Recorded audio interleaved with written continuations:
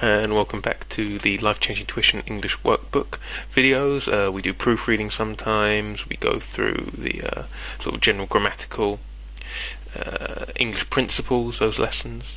But today we're doing another comprehension, the 19th comprehension the book has to offer, to be precise, one that has always fascinated humankind, about time travelling. Two things I want to briefly talk about before we start this here. This is rare, especially with the comprehensions collated for the LCT English workbook, in that it's in the first person. Now, we should all know this, but the first person is always about I. I did this, I did that. Me, I'm the first person, I'm number one, so it's always I. Second person is you, I'm talking to you. You are the second person involved in this conversation, me and you. So you did this, you did that. Third person is, pronouns. They, he, she, proper nouns, names, Harry, Jessica, whatever. This one's in the first person. Second thing to note is that this diverts from narrative-driven prose, narrative-driven writing. This is description-driven. This is more like the kind of creative writing you might end up doing if you sit an exam that requires you to submit some creative writing. Because what we'll see here is there is an emphasis on figurative language, similes, metaphors, what have you, and description, sensory language. A really strong emphasis on, zooming in on something and giving you all the details that you can possibly give about it, the way it made you feel, what you could see, perhaps what you could taste, things like this, what you could hear. Really zooming in, intense description, ambitious vocabulary. So now that we know that, let's read it. Let's get on with it. Time travelling. I taught some of you last Thursday of the principles of the time machine and showed you the actual thing itself, incomplete in the workshop. There it is now, a little travel worn. For something to be worn by something, it has been degraded, it's been damaged or aged by something. If something's worn by the weather, the rain has perhaps stained it, the wind has perhaps broken it a bit, pulled something off of its hinges. If something's travel worn, through travel, it looks aged or slightly damaged. Truly. And one of the ivory bars is cracked and a brass rail bent, but the rest of it's sound enough. I expected to finish it on Friday, but on Friday, when the putting together was nearly done, I found that one of the nickel bars was exactly 1 inch too short, and this I had to get remade, so that the thing was not complete until this morning. It was at 10 o'clock today that the first of all time machines began its career. I gave it a last tap, tried all the screws again, put one more drop of oil on the quartz rod, and sat myself in the saddle. I suppose a suicide who holds a pistol to his skull feels much the same wonder at what will come next as I felt then. I took the starting lever in one hand and the stopping one in the other, pressed the first and almost immediately the second. I seemed to reel. I felt a nightmare sensation of falling, and looking around, I saw the laboratory exactly as before. Had anything happened? For a moment I suspected that my intellect had tricked me. Then I noted the clock. A moment before, as it seemed, it had stood at a minute or so past 10. Now it was nearly 3:30. I drew a breath, set my teeth, gripped the starting lever with both hands, and went off with a thud. The laboratory got hazy and went dark. Mrs. Watchett came in and walked, apparently without seeing me, towards the garden door. I suppose it took her a minute or so to traverse the place, but to me she seemed to shoot across the room like a rocket. I pressed the lever over to its extreme position. The night came like the turning out of a lamp, and another moment came tomorrow. The laboratory grew faint and hazy, then fainter, and even fainter, and ever fainter. I didn't define the word traverse. To traverse something is to cross, in a sense of travelling, to cross a space. Tomorrow night came black, and day again, night again, day again, faster and faster still. An eddying, circling. Birds eddy. Things that fly eddy, they circle.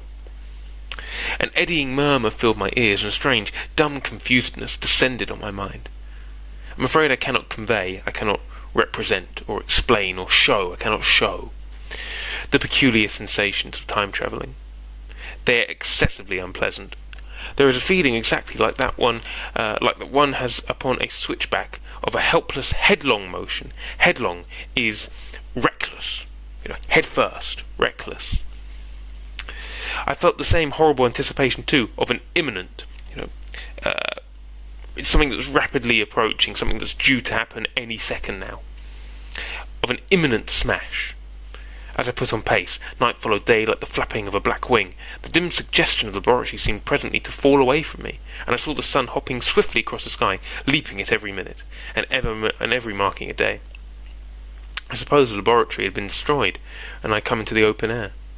I had a dim impression of scaffolding, but I was already going too fast to be conscious of any moving things. The slowest snail that ever crawled dashed by too fast for me. The twinkling succession of darkness and light was excessively painful to the eye. Then, in the intermittent darkness, the kind of in between, if something's intermittent, it stops and starts, it's irregular, right? In the intermittent darknesses, I saw the moon spinning swiftly through her quarters from new to full, and had a faint glimpse of the circling stars. Presently, as I went on, still gaining velocity, the palpitation is a throbbing. You get heart palpitations, it throbs. The palpitation of night and day, we can see how that word works there as well, can't we? The palpitation, because it's day, night, day, night, day, night. It's throbbing, like a heartbeat. Day, night, day, night, day, night. It's palpitating. Of night and day merged, formed, coalesced, comes together, forms, merges. You get that in roads, something merges into another one. So, because bright and dark is merging together all of the time, it merges into one continuous greyness. The sky took on a wonderful deepness of blue, a splendid, luminous, glowing colour, like that of early twilight. The jerking sun became a streak of fire, a brilliant arch in space. The moon a fainter, fluctuating band. Fluctuating is, rising and falling irregularly. If it fluctuates, kind of throbs, it rises and falls, rises and falls, rises and falls. And I could see nothing of the stars, save now and then a brighter circle flickering in the blue. The landscape was misty and vague. I was still on the hillside upon which this house now stands, and the shoulder rose above me grey and dim. I saw trees growing and changing like puffs of vapour, now brown, now green. They grew, spread, shivered, and passed away. I saw huge buildings rise up faint and fair, and pass like dreams. The whole surface of the earth seemed changed, melting and flowing under my eyes. The little hands upon the dials that registered my speed raced round, faster and faster. Presently I noted the sunbelt swayed up and down, from solstice to solstice. A solstice is either the shortest or longest day of the year. It marks the times when the sun is longest in the sky or shortest in the sky. That's what a solstice is. You normally get one in June and one in December. Presently, solstice to solstice, in a minute or less, and that consequently my pace was over a year a minute. And minute by minute the white snow flashed across the world and vanished, and was followed by the bright, brief green of spring. What a dazzling description. If any of you can write me some creative writing like that, I will be highly impressed. Dazzling description, truly. Let's look at our questions. Why couldn't the narrator complete the time machine on Friday? Well, let's have a look, shall we? Couldn't complete the time machine on Friday. Well, there you go. Look for the key word. You see the word Friday. On Friday, when the putting together was nearly done, I found that one of the nickel bars was exactly 1 inch too short. Scroll down. The nickel bar was short. Has to be C for number 1. We see that? Good. How did the narrator feel just before pulling the lever? Well, let's summarise it. Where do we see the word lever? Lever. So just before the lever. I suppose a suicide who holds a pistol to his skull feels much the same. Wonder at what will come next. Wonderment, anticipation. He's not nervous, he's not anxious, he's definitely not frightened. It's wonder. I wonder what it's going to be. He's curious, he wants to know. Has to be D for number 2. 3. What lever did the narrator pull first? Well, which one did he pull first? We know where the word lever is. I took the starting lever in one hand. That's the first one that gets mentioned. So this one has to be C. The start lever first. Right and left is never mentioned. 4. How far ahead in time did the narrator travel when he first used the time machine? Well, because I've got good comprehension geography, you remember that phrase? I've read it once, and in my mind I built a map. I know where to look. I can remember key phrases. A moment before, as it seemed, it had stood at a minute or so past 10, so about 10 o'clock. Then it's nearly 3:30. That's 5.5 hours. So it must be, out of all those options, a few hours for number 4. Has to be D again. 5. Why was the narrator unconscious of any moving things whilst time travelling? Well, let's have a look. Why was he unconscious of things? So, it seemed to me that she shot across the room like a rocket, right? And then everything's growing faint and hazy and fainter and fainter. We can see an indication of pace here as well. Look at the way it's written. Night came, day, then day again, night again, day again, faster, faster. The repetition, the listing indicates speed, right? It must be A, that he was travelling too fast. 6. How does the narrator describe the feeling of travelling in time? Well, excuse me. Again, my comprehension geography is pretty good. This paragraph here. I am afraid I cannot convey the peculiar sensations of time travelling. They are excessively unpleasant. Unpleasant, key word, come back down. D, once more. The narrator felt unpleasant. 7.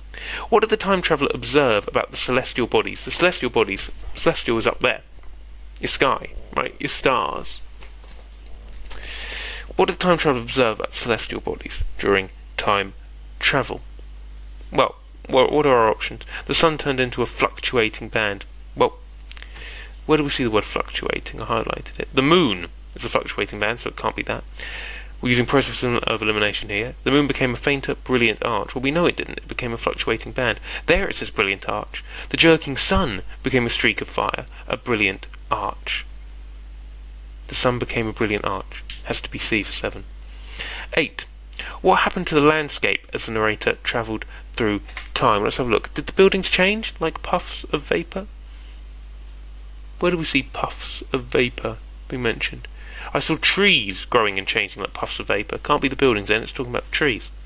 The trees rose and passed like dreams. You see how it's trying to trick you out here? It's using phrases that you remember, and you'll think, oh, I remember that, let me say that's the answer. It's not. It's using the wrong objects, right? The wrong nouns. Huge buildings rise up and faint and fair. Which option were we looking at? Things passing like dreams. Right, so I saw buildings rise up faint and pass like dreams. The buildings are passing like dreams, not the trees. The buildings rose up and fainted. The buildings don't faint, is that they rise up faint and fair.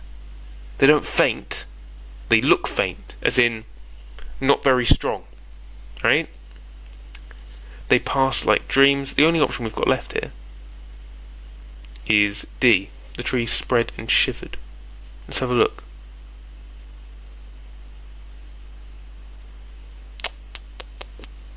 Right, the trees, here we go, same sentence. They grew, spread, shivered and passed away. Done. Has to be that option, which was D. 9. What is the significance of dials? The dials. Where do we see the dials? Presently, I noted that the sunbelt swayed up and down from solstice to solstice. I'm looking at the wrong bit. The sentence beforehand, excuse me. The little hands upon the dials that registered my speed raced round faster and faster. Registered my speed. They're displaying the rate at which time passes. They're reflecting how quickly he's travelling. How much time is passing, how quickly. Has to be C. 10. How does the narrator perceive the passage of seasons during time travel? Let's have a look. In a minute or less, and that consequently my pace was over a year a minute. Over a year a minute. Remember, we talk about snow and things. The seasons change at a pace of a year a minute. It has to be D for number 10. Excuse me. So, the last 4 questions are always a bit different. Let's have a look. Answer the following questions about the meaning of words as they are used in the passage. 11. Traverse. We spoke about this. It's his companion, Mr. Watchett, traverses the place. The room. What do you do when you're in a room? You go across it. Has to be C. 12. What does the word palpitation mean? We spoke about this. Night, day, night, day, night, day. Palpitation. Throbbing. A rapid, strong heartbeat. Has to be B. The twinkling succession of darkness and light was excessively painful to the eye. What is the word twinkling? Well, twinkling succession of darkness and light. The noun phrase, a succession of darkness and light. Dark light, dark light, dark light, dark light. I've got my My desk light on here. Dark light, dark light, dark light, right? A twinkling succession. It's an adjective. 14. I saw trees growing and changing like puffs of vapour, now brown, now green. They grew, spread, shivered, and passed away. The phrase, like puffs of vapour. Keyword. We should all be able to identify this. A certain kind of figurative language uses it all the time. Like puffs of vapour has to be a simile. Similes always use like or as. Thank you very much.